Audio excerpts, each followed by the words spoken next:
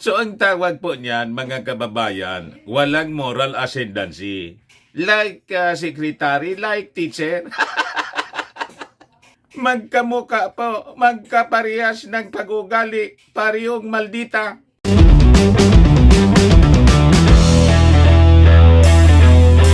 Sabi sa balita mga kababayan, no penalty para doon sa teacher na nag-viral kung saan pinagsasalitaan ng mga masasama yung kanyang mga estudyante. Sabi yan po ni Inday, no penalty niya.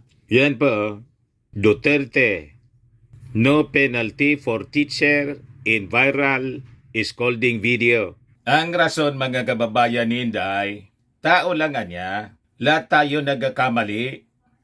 Di ano anya Mr. Maravillas ang masasabi mo dyan? Naintindihan natin si Inday. Kasi po, paano man niya didisiplinahin ang isang teacher na kauri niya?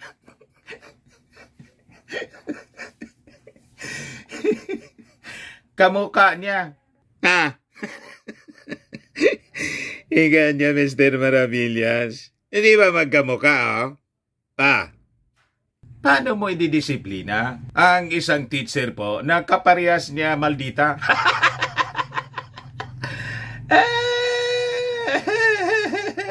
Like the secretary na maldita? Maldita talaga niya, Mr. Maravillas. Maldita po. Mahilig mag-tantrums at mainitin ang ulo. Paano mo ididisiplina if you are a secretary tapos may teacher na ganito? Sabi nga, wala kang moral ascendancy kasi. Bubultahan ka ng teacher. Bakit anya si Madam Secretary? Gusto mo kaming isailalim sa disciplinary action? Bakit di mo muna disiplinahin yung sarili mo? Kinopya lang namin yung ugali mo. Ikaw anya yung aming model.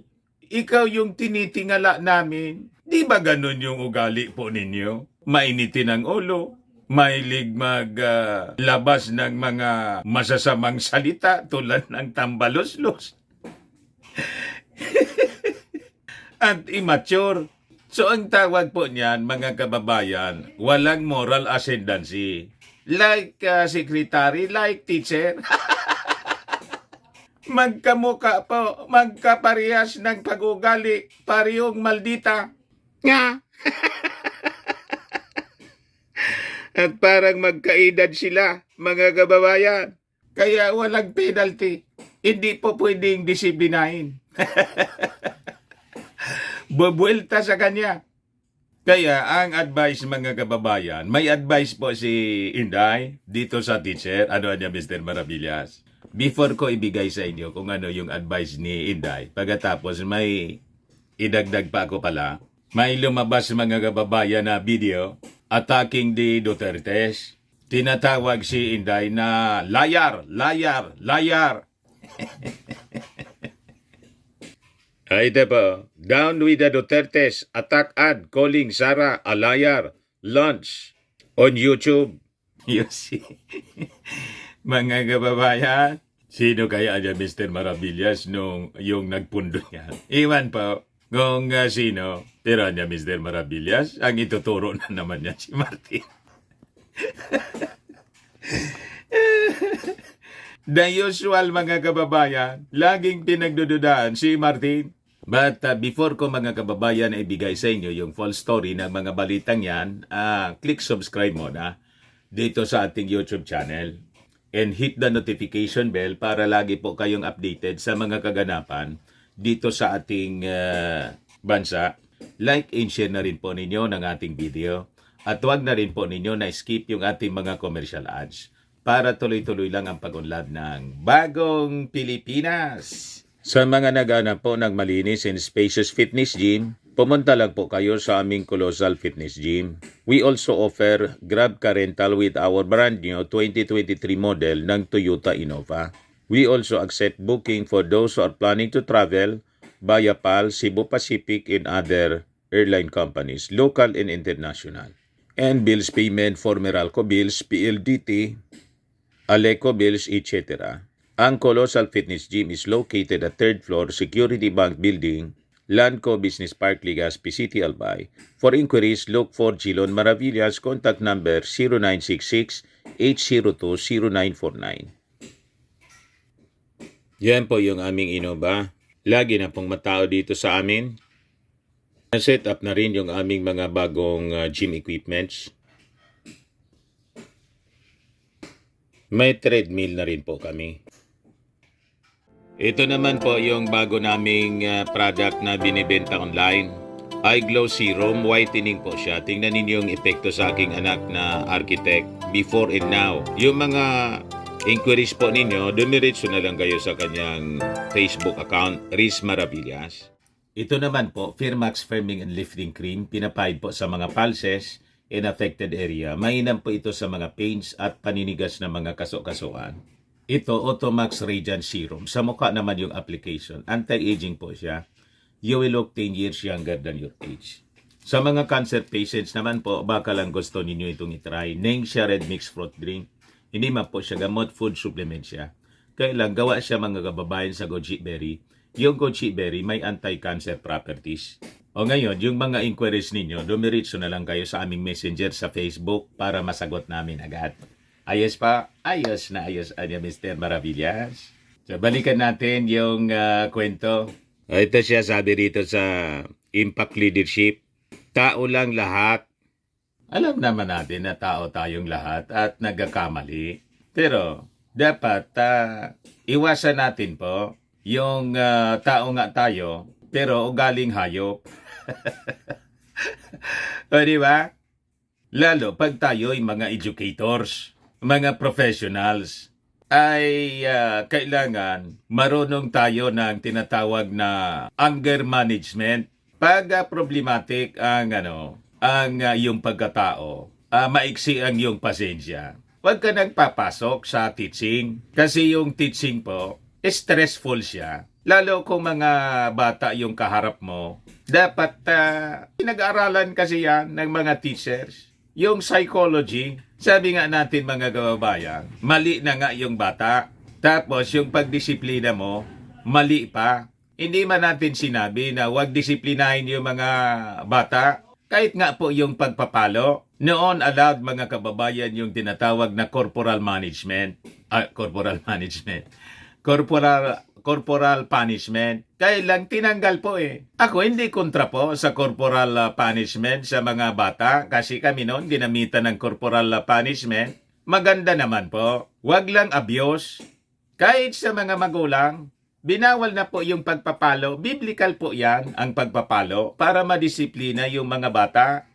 Pero sa pagpapalo, di mo man kailangang i-degrade pa yung pagkatao. Kahit yung mga nanay at tatay. That is kahit sa Bible po. Sabi po sa Bible, Proverbs 13:24, He who spares the rod hates his son, but he who loves him is diligent to discipline him. Kaya sa amin po, okay kayo nung panahon na paluin ng teacher. Laging may stick noon. Pak! Pak! Di ba? Kaya lang, yung modern discipline po, ginawang krimen. You see?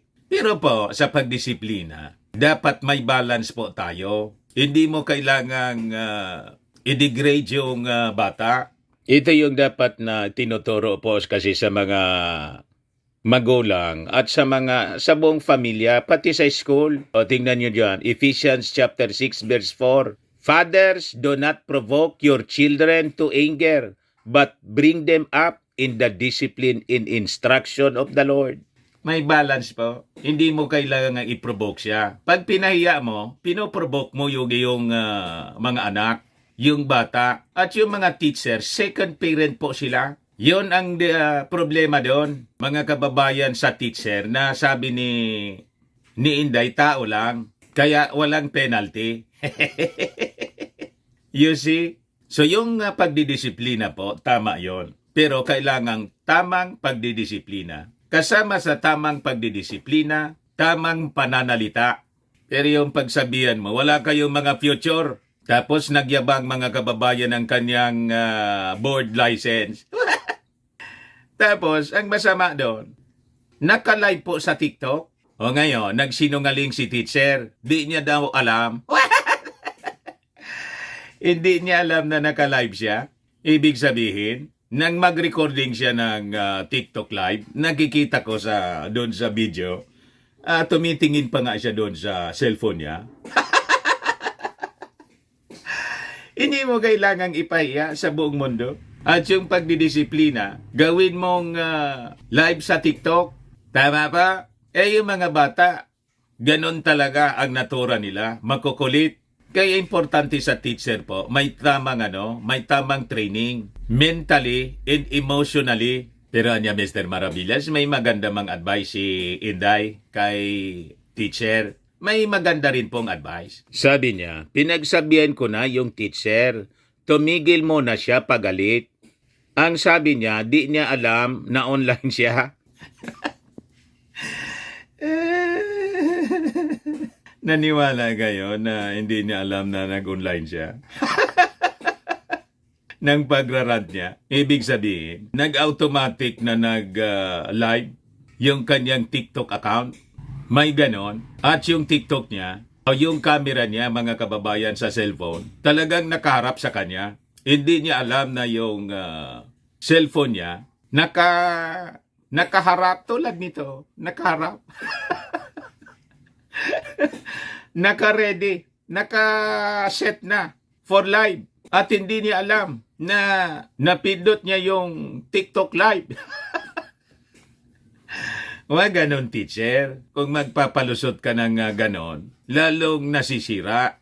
Umamin ka na mali ka, yon ang pinakang maganda nun. Pero yung pagdisiplina sa mga bata, tama yon. Pero di mo kailangang pagsalitaan ng mga masasama. Kasi pag pinagsalitaan mo na ng masasama, ano pa yung pagkakaiba mo? Sa mga bata na may mga masasamang ugali. Di pare-parehas na kayo. Kaya nga nawawala yung respeto ng mga bata sa teacher. Because of that, do not provoke them to wrath.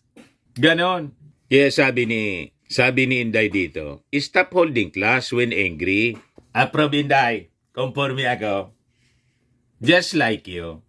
Stop appearing on video. Pag galit.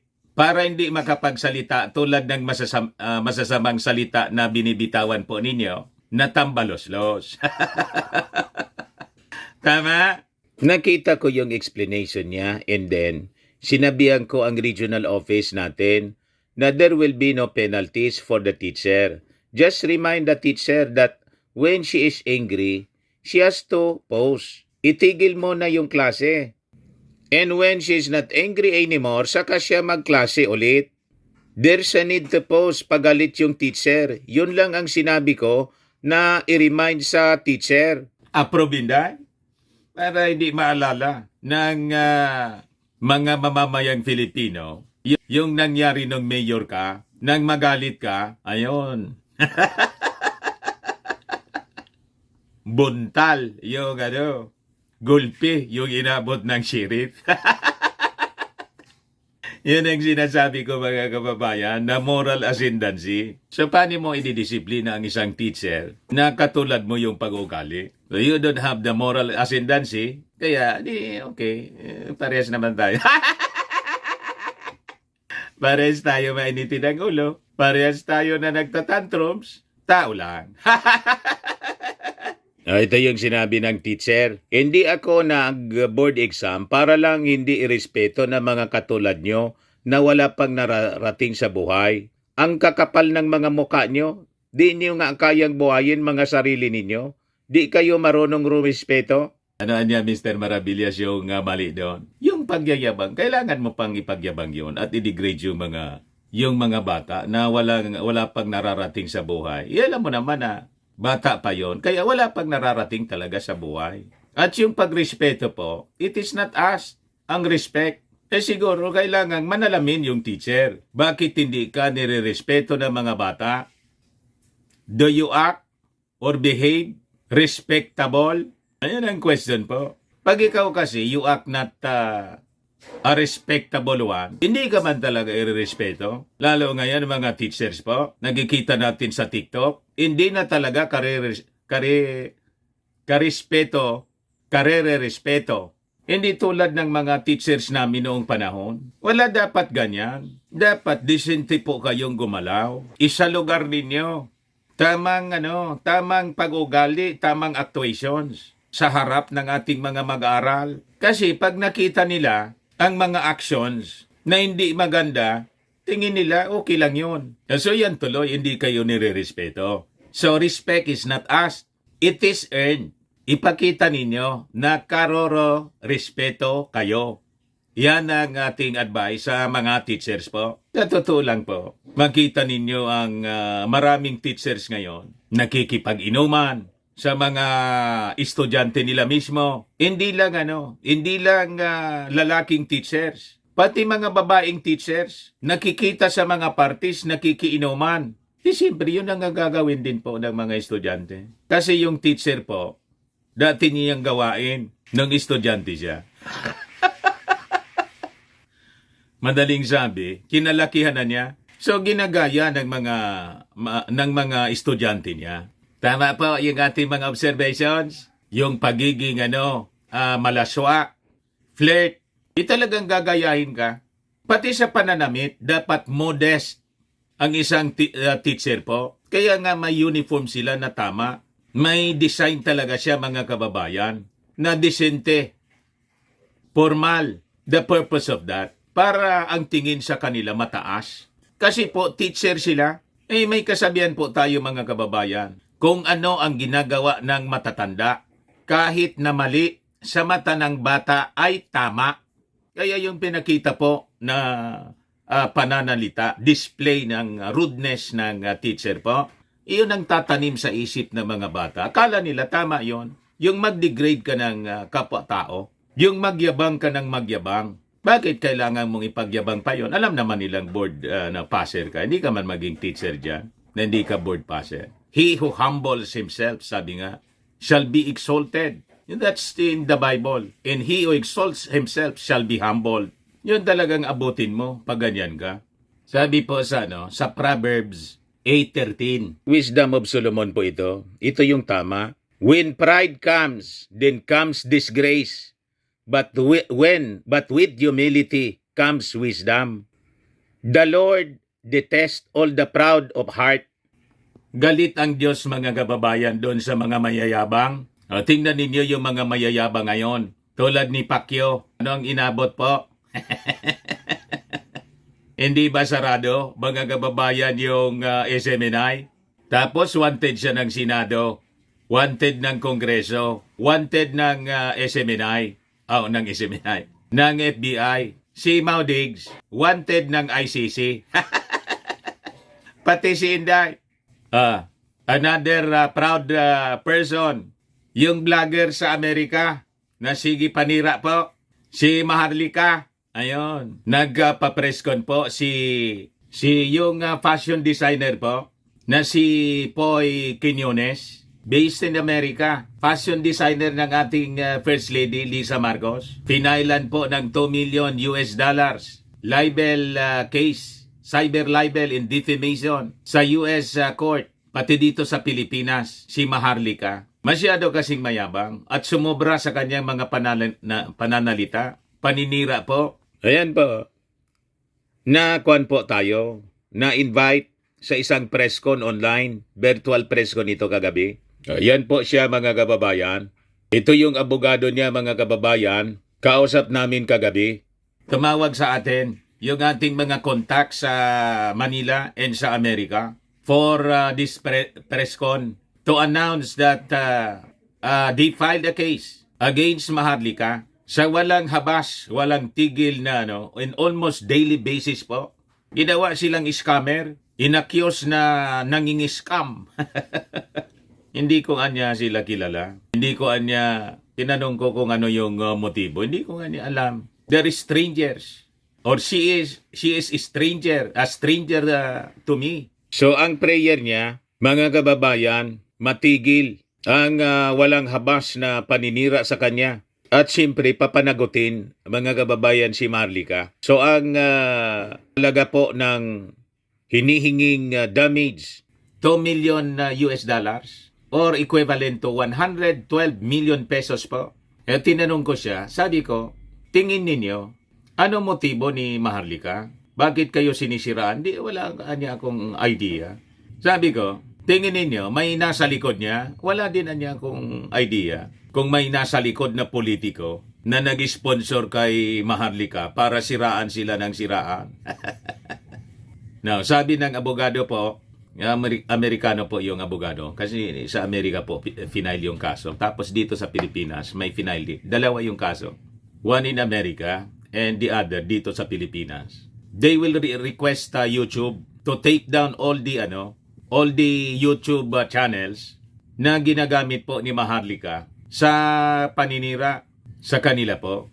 So yan ang example po na pag nasubrang ka ng yabang, may kasabihan dito sa amin, sa Bicol, daing pangpang na daing kaampang. Madaling sabi po, darating anyan yung panahon, makakatagpo mo yung talagang papatol sa'yo. O, di ba? Daing pangpang na daing kaampang. Pinatulan siya ngayon ng kasi nasobrahan na niya. Pag sobra talaga, kinakalos na yan. Ang mayabang talaga po, binababa talaga yan ng ating Panginoon. Sabi doon po sa Proverbs, kailangan po, yung tama lang. Tayo rito po, tama lang yung ating mga sinasabi. Be truthful sa ating mga commentaries, analysis. Pwede naman tayong pumuna ng tao because it is our right as a voter, as a Filipino citizen, na mag-demand ng paliwanag, accountability sa ating mga officials or kahit kanino na sa tingin mo may inapi. Pero ito po, pribadong tao. Pribadong tao ito si Quiñones. Fashion designer. It so happened na fashion designer siya ni First Lady. Inaccuse daw sila. Siya at the First Lady. Kaya tinanong ko, bakit na dawit si First Lady? Fashion designer niya kasi ako ni First Lady. So ina-accuse ako at si First Lady, Lisa Marcos, na ini-scam namin yung mga mamamayang Pilipino. What?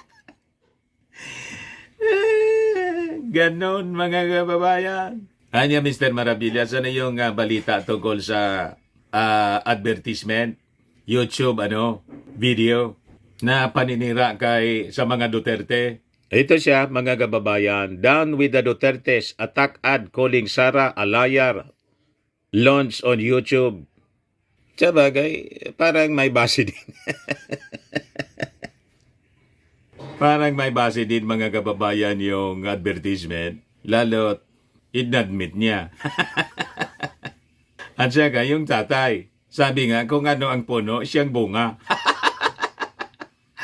Di ba? Pero pakinggan natin ang balita po. Sabi rito, a smear has been launched against Vice President Sara Duterte barely 2 years into her term with a YouTube video branding her a liar. The 1 minute 8 second video plays as a commercial in between YouTube content for those who don't have premium accounts. It opened with the text, Sara Duterte, liar, liar. The voiceover in the video proceeded to link liars with jibs. It featured a past clip of Duterte saying hindi dapat nagiging issue ang honesty ngayon. Lahat sila sinungaling, lahat ng tao sa mundo sinungaling. Sa bagay, galing yun sa bibig ni Kaya po, dapat maingat tayo sa pananalita. Yung ating Pangulong Bongbong Marcos, tingnan ninyo, maingat siya sa pagbibitaw ng mga pananalita. Ayan tuloy, na-record po si Inday. Galing niya sa bibig niya yun. Narinig ko na yon. Nung mayor pa siya. So, na-justify niya yung pagiging sinungaling sa mga politiko. Sabihin na natin na lahat nakakapagsinungaling. Pero i-justify mo na ang pagsisinungaling, parang tama na. Di ba? And in fact, sa Bible po, ang sinungaling, ang penalty, hell. The liar shall place in hell. Just like inong mga mamamatay tao, mga magnanakaw, para yung penalty. So, ibig sabihin po niyan, mga kababayan, ang pagsisinungaling, singbigat ng pagpatay, pangangalunya, adultery, ganon, mga kababayan, ang weight ng penalty. Hell! So, hindi po, hindi magaan na kasalanan yung pagsisinungaling. So, sabi rito, Duterte made a remark in the run-up to the 2019 midterm polls when she was a mayor of Davao City and the chairperson of Hugpong Pagbabago political party. At the time, she said, a candidate's honesty should not be an issue in the polls. Doon siya mali. Maling-mali po yung narinig na natin yung statement na yon. Foul yon. Ini-encourage mo pa yung pagsisinungaling ng tao, kilang. Kaya nga may kasabihan tayo na ang sinungalingan niya ay kapatid ng magnanakaw.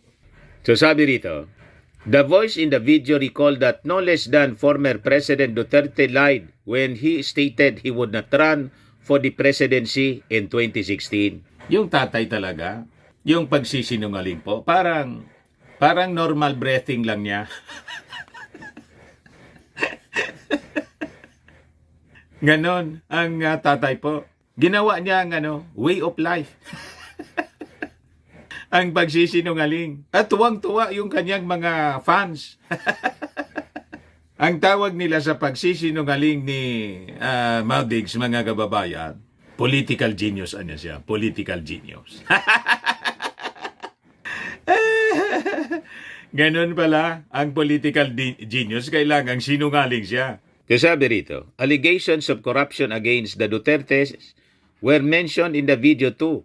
This includes Sara's spending of the Office of the Vice President's 125 million confidential funds in 11 days and the 51 billion pesos that Davao City Representative Paulo Duterte reportedly received for public works projects in the last 3 years of his father's presidency.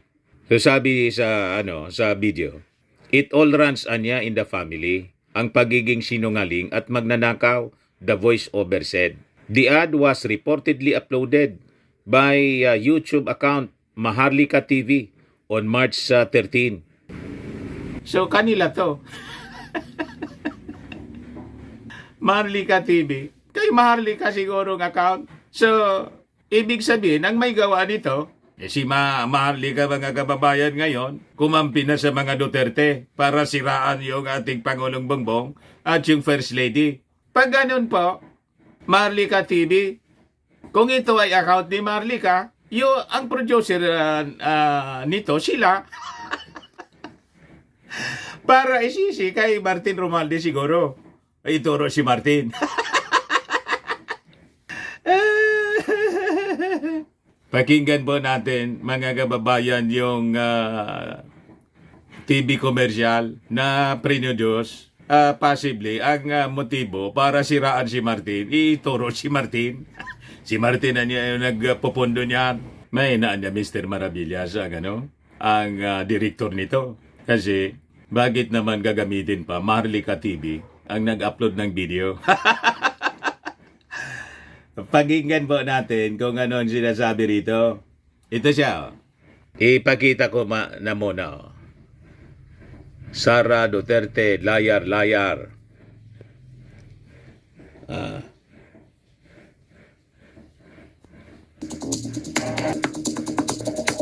Yung audio lang, mga kababayan.